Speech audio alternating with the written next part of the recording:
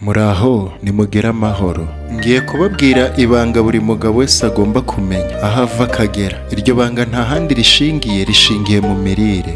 Ese aho mwari muzi ko buri funguro ryose turya riba rifite ishusho ry'urugingo rw'umubiri rigiye gufasha? Urugero rw'amafunguro ngiye kubaha natuma imyanya ndangagitsina ndetse n'imyanya y'imyororokere y'umugabo ikora neza, bityo agashobora kubaka urugo neza. Mbega muri cya kinyarwanda kizimije yasoma amata akamaramo. Ndasaba buri mugabo wese ugiye kumva izi nama guhita azikurikiza, cyane ko bitagoye, kandi niba ari umufasha we uri kubyumva ahite abiganiraho n'umugabo we ashaka uburyo batangira guca muri iyi nzira kugira ngo urugo rwubakwe neza rukomere.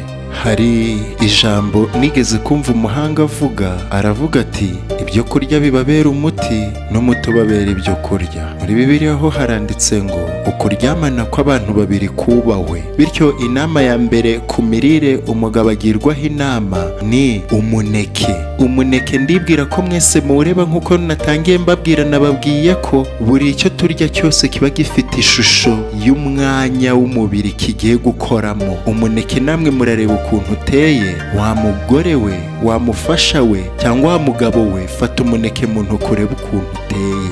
Umuneke, kurya umuneke umwe buri gitondo ukabikora 3 mu cyumweru bizatuma igitsina cyawe gitangira kwaguka mu bunini ndetse kinatangira kuba kirekire. Umuneke nicyo kintu cya mbere gifite ubwo bushobozi mu byo kurya umugabo yarya. Cya kabiri ni onyo. Iki kimera benshi bamenyereye nk'ikibavura inkorora, ibicurane, gituma amaso aba umweru. Si ibyo gusa, ahubwo kibitsemo andi mabanga, kuko iyo amatembabuzi yacyo ageze mu mubiri atuma umutima wohereza amaraso neza mu myakura, amaraso agatembera neza mu mubiri, bityo bigatuma igitsina cy'umugabo kigira umurego mu gihe hashatse imibonano mpuzabitsina. Icya gatatu ni ubunyobwa, bwongera imbaraga n'ubushobozi imyanya ishinzwe gutunganya intangangabo, bityo ubunyobwa bwongeramo amatembabuzi. Umugabo yagera igihe cyo gusohora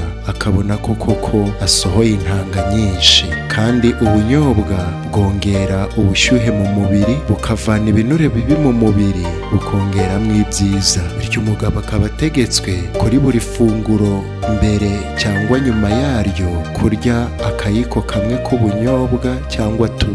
Ariko ubunyobwa buvugwa hano ni ububisi. Icya kane ni borokori, bamwe bakunze kwita shufurere z'icyatsi. Izi zifite umwihariko mu gutuma imitsi ikomera kandi igakura neza. Iyo borokori ibuze ushobora gukoresha icyarimwe ikijumba kinini giciyemo 3, karoti ndetse n'inyanya, ukabihekenya kimwe kimwe, nabyo bikora icyarimwe nka borokori. Icya gatanu ni igihaza, ariko ahangaha umugabo aragirwa inama yo kutajugunya inzuzi zacyo mu gihe bagiteka, kuko zigabanya ibibazo byo kuba umugabo yarwara indwara ya prostate, kandi izi ngizi zinafasha cyane cyane mu gutuma buri muntu agabanya ikibazo cy'ubwiganze bw'inzoka zo mu nda. Icya gatandatu ni ubuki, bukungahaye cyane cyane kuri vitamini B, bukaba bwifitemo n'ubushobozi bwo gusanasana mu mubiri ahagiye hangirika.